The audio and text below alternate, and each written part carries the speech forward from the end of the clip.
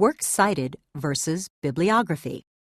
You've probably heard the word bibliography used to talk about a list of citations.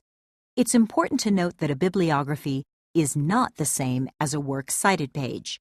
As we've discussed, a works cited page is a list of the sources cited within the text of your paper, and only those sources. It does not include notes, and it's formatted as a single alphabetical list. A bibliography is broader and more extensive. It's a list of every source you used while researching your paper, whether or not you cited them specifically within the paper. Bibliographies may contain notes about the sources listed, and they may be split into subsections based on subject. In academic work at the high school level, you will usually not be asked to prepare a bibliography. If you're not clear on what your teacher is asking for, be sure to get more detail about what's expected of you. You don't want to do the extra work to prepare a bibliography unless it's required. Endnotes and footnotes. What if there's a great article on your topic that you didn't cite, but you think your readers would be interested in? You can do this by including notes in your paper. Notes are a way to provide additional information and suggestions for further reading. You will see them used in the articles you read in your research, and if you aren't using them in your writing now, you will use them in college-level work.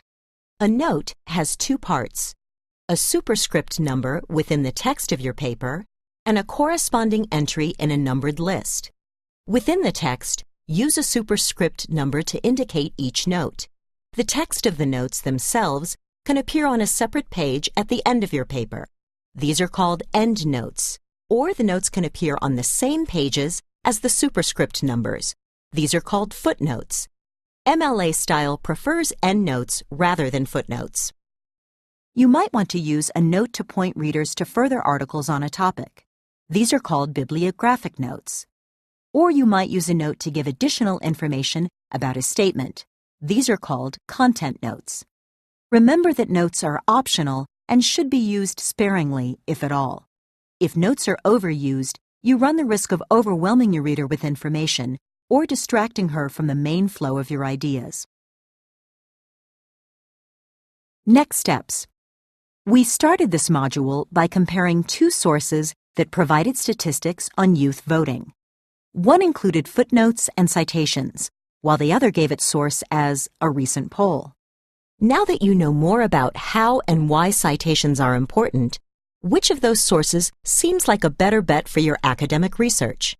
Next, we're going to move into a few practice activities related to what you've just learned.